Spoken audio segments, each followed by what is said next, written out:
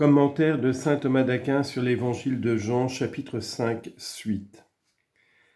Car tout ce que celui-ci fait, cela le Fils aussi le fait pareillement. L'Évangile montre ici la grandeur de la puissance du Christ qui, par ses paroles, exclut de cette puissance la particularité, la diversité et l'imperfection. D'abord, la particularité, puisqu'il y a divers agents dans le monde, et que le premier agent a un pouvoir universel au-dessus de tous les agents, alors que les autres qui sont par lui ont un pouvoir d'autant plus particulier qu'ils sont inférieurs dans l'ordre de la causalité. On pourrait croire que le Fils, n'étant pas par lui-même à une puissance particularisée à l'égard de certains effets seulement, et non pas une puissance universelle à l'égard de tous comme a le Père. C'est donc pour exclure cela qu'il a dit « Car tout ce que celui-ci, c'est-à-dire le Père, fait, cela aussi le Fils le fait pareillement. » C'est-à-dire que tout ce à quoi s'étend la puissance du Père, la puissance du Fils s'y étend aussi. Tout a été fait par lui, et sans lui, rien n'a été fait. En second lieu est exclue de cette puissance la diversité. Il arrive en effet qu'un agent existant par un autre puisse faire tout ce que fait celui par qui il est, sans toutefois que ce qu'il fait soit la même chose que ce que fait celui par qui il est.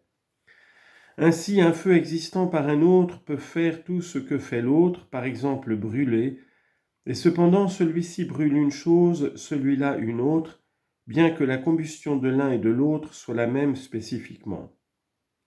Ainsi donc, afin donc que l'on ne pense pas que l'opération du Fils est différente de l'opération du Père, de la manière que l'on vient de dire, le Christ souligne cela, c'est-à-dire non pas des choses différentes mais les mêmes. Enfin est exclue l'imperfection.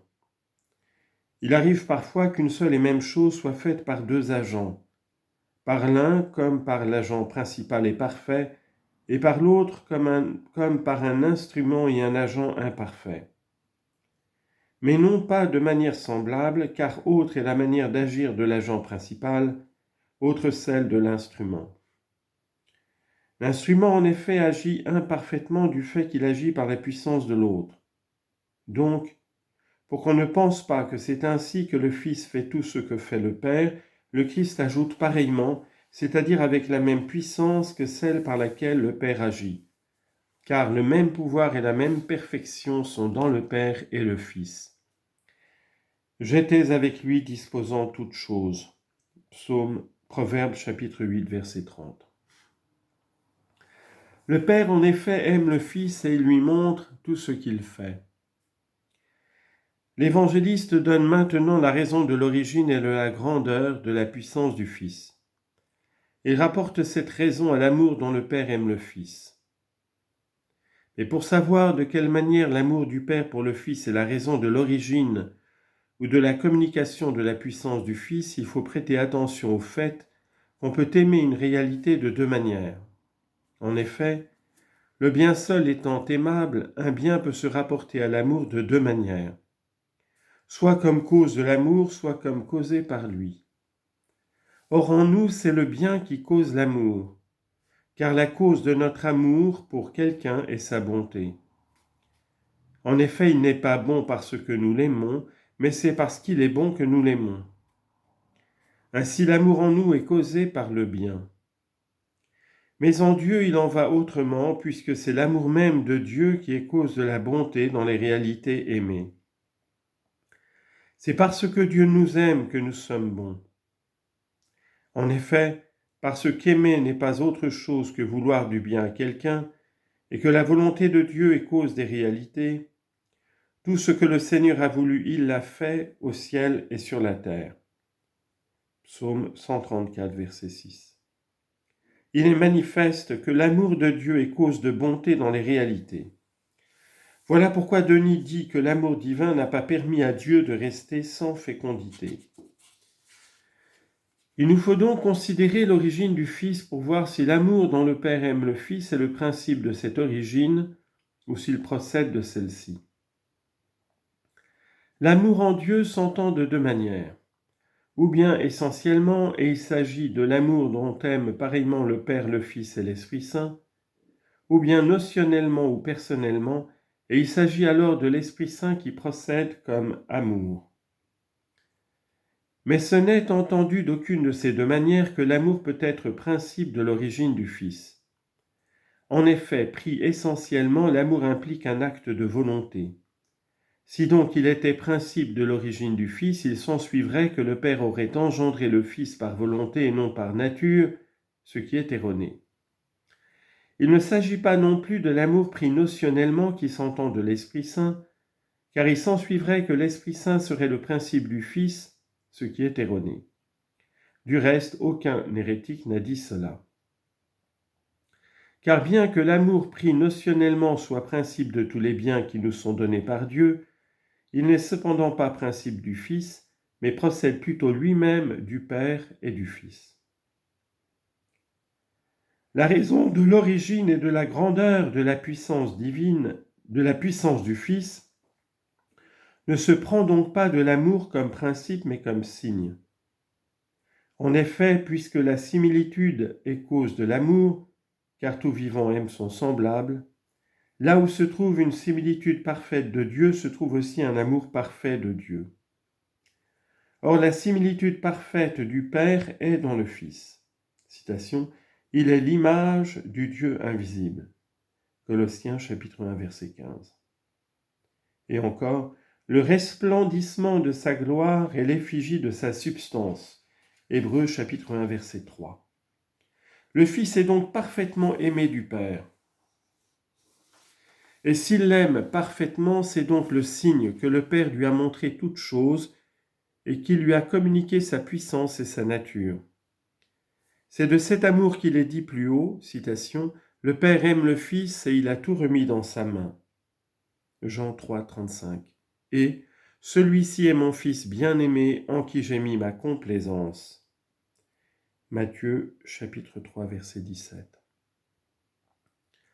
À propos de ce qui suit, il lui montre tout ce qu'il fait.